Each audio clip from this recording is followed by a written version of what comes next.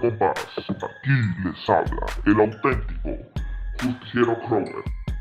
Bueno, en esta ocasión no vengo a hacer otra crítica destructiva como en la ocasión anterior, sino que hoy vengo con un top, el top de fraudes bancarios para el CJR. ¡Comenzamos! En el puesto número 10 coloco el siguiente caso. En junio de 2016, la Policía Federal Argentina detuvo en una casa del barrio porteño de Belgrano a Hernán Arbizu, ex vicepresidente del banco JP Morgan Chase. Arbizu tenía una larga carrera como banquero, desempeñando distintos cargos en los bancos más acreditados del mundo: Citibank, Bank Boston, Bank of America, UPS y Deutsche Bank. De cada banco, Arbizu salía con una vasta lista de datos con nombres de usuarios y de empresas. Acceder a esta información privilegiada, que luego utilizaba para contactar clientes potenciales, le traía como recompensa jugosas comisiones. Cuando llegó a la vicepresidencia de JP Morgan Chase, Arbizu continuaba operando en paralelo y en secreto diferentes cuentas bancarias de distintos bancos en los que ya había trabajado. Además, efectuaba entregas bancarias no autorizadas.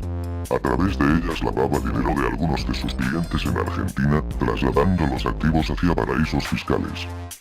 Cuando la situación se volvió insostenible, Arbizu extrajo información íntima del banco y la utilizó como prueba para denunciar a JP Morgan Chase por evasión de impuestos. Al final, la denuncia del banquero se volvió en su contra, lo que terminó en su propia extradición a Estados Unidos, acusado de estafa, lavado de activos, hurto de identidad y de haber hecho transferencias engañosas. Aunque este caso parezca una actuación personal aislada, la verdad es que gran parte del adeudo fue de la propia entidad bancaria. La falta de controles y la pésima gestión de los riesgos financieros en el interior del banco permitieron que Arbizu operara plácidamente para montar un esquema de lavado de activos y de evasión de impuestos a expensas de los recursos de la propia entidad financiera. El banco Societe Generale sufrió uno de los fraudes financieros más monumentales de los últimos tiempos, debido a las transacciones no autorizadas de Jerome Kerviel, uno de sus empleados. En el mundo financiero, se conoce como rogue trader a la persona que hace inversiones dentro de una compañía de forma independiente y arriesgada. Generalmente sus acciones generan un detrimento en el capital de los clientes o de la institución para la que trabajan. Esto se debe a que los rogue traders realizan inversiones de alto riesgo que pueden implicar grandes pérdidas o incluso enormes ganancias. Muchas entidades bancarias han sido víctimas de este tipo de individuos. La actividad de uno solo de sus funcionarios ha hecho que no solo colapse el banco, sino que incluso se afecte a todo el sistema financiero.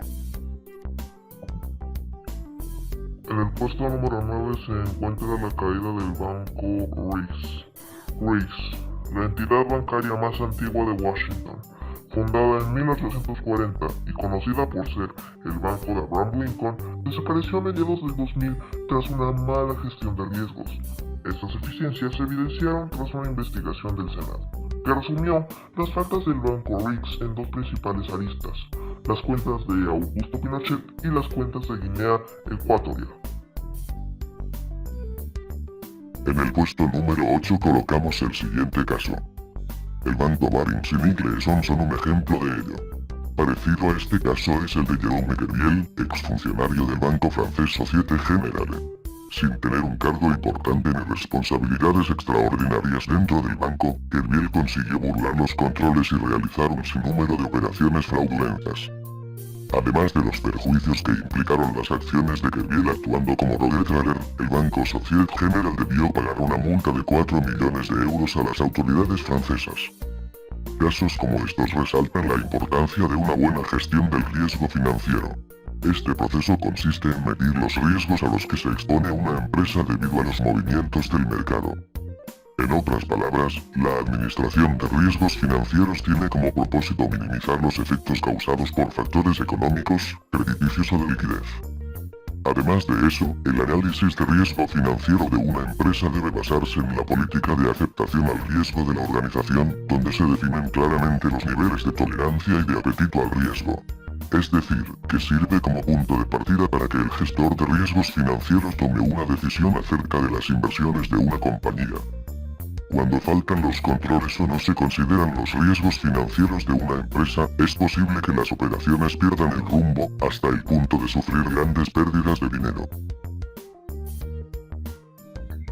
me vayan a malinterpretar, verán, esto es algo muy relativamente reciente y está entre los primeros puestos, pero no significa que sea menos importante.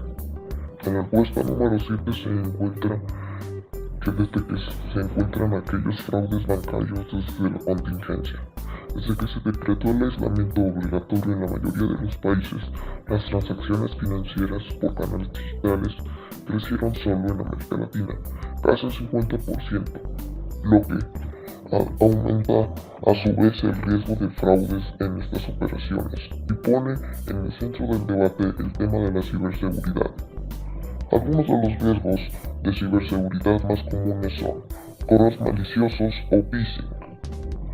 Además, nuevas formas de fraude y robo de información han surgido aprovechando la coyuntura del COVID-19 como páginas falsas, donde se dejan datos privados a las páginas en cuestión, que no solo pueden poner en riesgo la identidad del usuario, sino que también pueden poner expuesta esa cuenta para que se pueda utilizar el crédito que ésta contenga. Además, estas páginas probablemente también contengan algún malware o algún virus malicioso que pueda afectar el ordenador o el celular en cuestión. En esta época es de esencial atención en temas de ciberseguridad, porque a medida que las personas usan en mayor medida los canales digitales, estos se vuelven más apetecidos por los cibercriminales para realizar estafas y robos de información y dinero. Es por eso que está en este puesto. En el puesto número 6 colocamos el siguiente caso. El banco Credit Lyonnais, considerado como uno de los 3 pilares de la industria bancaria francesa, entró en quiebra por no tener una gestión de riesgo apropiada. Aquí le contamos por qué. En noviembre de 1993, oficiales del Ministerio de Economía, Finanzas e Industria de Francia avisaron la destitución de Jean-Yves Haverer, el director general del banco más grande de ese país, el Credit Lyonnais. Esta acción no solo reveló la urgente condición financiera del banco, sino que, además, dejó claro su pésimo manejo de riesgo. El banco Credit Lyonnais había sido fundado en Lyon en 1863. En 1900 era considerado el banco más grande del mundo. Después de la Segunda Guerra Mundial, empezó su proceso de nacionalización. Desde entonces, la administración de la entidad tuvo una confusión acerca de si debía actuar según los intereses de la élite política francesa o si, por el contrario, debía darles prioridad a las decisiones comerciales y al manejo del riesgo. Justamente esa situación de incertidumbre administrativa dispuso el escenario para que se aumentaran los movimientos riesgosos entre 1988 y 1993, época en la que el Credit Lyonnais intentaba convertirse en un referente bancario global. Una mala estrategia de expansión en 1987, y Jean-Yves Haverer, un respetado burócrata con importantes conexiones políticas, fue nombrado por el presidente François Mitterrand como director del Credit Lyonnais.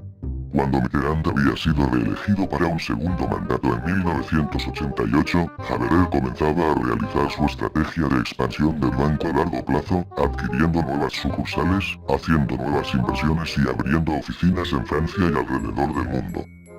A finales de los años 80, el banco se aprovechó del auge económico europeo y llegó a contar con un enorme portafolio de inversiones y de préstamos para la industria.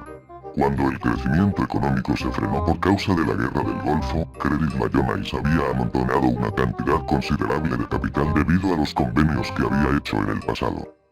Sin embargo, 2 de sus sucursales comenzaron a generar pérdidas por causa de sus actuaciones particulares. En primer lugar, Altus Finance y sus acuerdos con algunas compañías de seguros en Estados Unidos y, en segundo lugar, el Credit Lyonnais de Holanda, que cerró diferentes tratos fallidos con estudios cinematográficos de Hollywood. En el puesto número 5 se encuentra el correo apócrifo de Santander del marzo de 2017.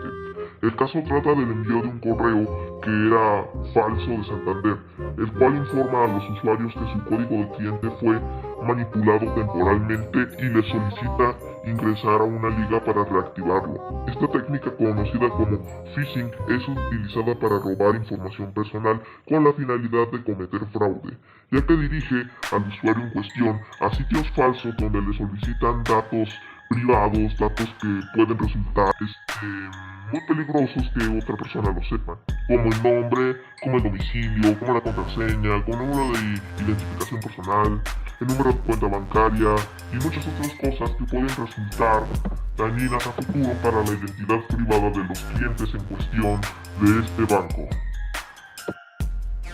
En el puesto número 4 se encuentran los préstamos falsos de la empresa de autofinanciamiento Intégrate. La alerta dirigida a la población en general se emitió por empresas que se valieron de la necesidad de crédito de algunos usuarios para conseguir un beneficio económico. La Conducef en Ciudad Juárez, Chihuahua, recibió demandas por parte de usuarios que se vieron afectados al pedir un crédito de auto con la institución Autofinanciamiento Intégrate Sociedad Anónima, DCV. Dicha empresa, que se hace pasar por Sofomenra, sin serlo, no pide requisitos ni aval para el otorgamiento del crédito, sino pagos anticipados por concepto de garantía recíproca, la compra de un seguro, así como por trámite legatario, argumentando a los usuarios el débito de devolución de los recursos si no se concreta la transferencia. Sin embargo, después de ejecutar los depósitos correspondientes mediante una entrega electrónica a una cuenta bancaria, los usuarios no toman en ningún momento el crédito pedido al igual que sus dineros depositados. En el puesto número 3 se encuentra el caso de phishing contra clientes de HSBC. La alerta sobre un caso de phishing fue contra usuarios de la institución financiera HSBC. A través de un mensaje notifican al usuario lo siguiente: HSBC por internet. Servicios en línea bloqueados. Por su seguridad siga las instrucciones para desbloqueo. E incluye una liga que lleva a un sitio falso. Al entrar a dicho sitio, que aparenta ser de HSBC pero que no lo es, solicitan al usuario que proporcione información personal, ya saben, el nombre del usuario, la contraseña de la banca por internet, el email, el teléfono, la fecha de nacimiento, el nombre de la cuenta, etcétera, etcétera, etcétera. Datos que pueden perjudicar la identidad del usuario en cuestión, poniéndolo expuesto a extorsiones o cosas así. O peor aún, poniendo a la cuenta bancaria bajo riesgo de que aquellas lacras se queden con el dinero del usuario en cuestión y hasta que pidan préstamos con esa cuenta. Es súper despreciable. Sigamos al siguiente puesto. En el segundo puesto se encuentra el caso de phishing contra clientes de BBVA Bancomer. Un nuevo caso de phishing telefónico o phishing de BBVA Bancomer. Vía telefónica, un aparente empleado de la institución financiera guía al usuario para que a través de internet, proporcione sus datos personales. En este caso, a través de un mensaje, notifican al usuario sobre un supuesto cargo indebido a su tarjeta, pidiéndole responder el mensaje con un no en caso de no reconocerlo. Después de negar el cargo vía mensaje, una supuesta operadora del banco se pone en contacto vía telefónica con el usuario y lo guía para realizar el transcurso de anulación de la compra a través de la página web falsa bancomercancelacionesmix.com. En tal página, se le pide al usuario, guiado vía telefónica por la supuesta operadora, ingresar sus datos personales. Bueno, ahora vamos con algo que ha ocurrido en el Banco Santander para este primer puesto. En este primer puesto coloco: Santander niega relación de cajera en robo cuentahabiente. Se viralizó un video donde un ciudadano acusa a la cajera del banco de notificar a los ladrones sobre el retiro que realizó de 76,000 pesos en efectivo. Santander afirmó que cuando el ciudadano acudió al banco a sacar el dinero, se cumplió con todas las medidas de seguridad que establecen los protocolos. Luego, de que se viralizara en redes sociales un video donde un cuentaviente acusa a una cajera de informar a los asaltantes sobre el monto del retiro que realizó, la institución bancaria declaró que no se ha acreditado ninguna relación de nuestros colaboradores con este lamentable suceso, ni parentesco o complicidad con delincuentes como se ha especulado. Es la verdad muy lamentable ver cómo las grandes corporaciones no tienen esa gran relación con los clientes. O sea, ahora sí, vamos a hablar sobre los tipos de fraudes bancarios que existen a nivel general. Existen los fraudes cibernéticos, que fueron los que vimos en la mayoría de estos. El correo basura o spam. El smishing, phishing, farming, fraude en comercio electrónico, fraudes tradicionales, créditos express, etcétera, etcétera, etcétera, etcétera. ¿Y quieres saber qué opino de esto? Ok. A lo largo del top me quise mantener relajado, pero supongo que ahora sí puedo decir lo que siento.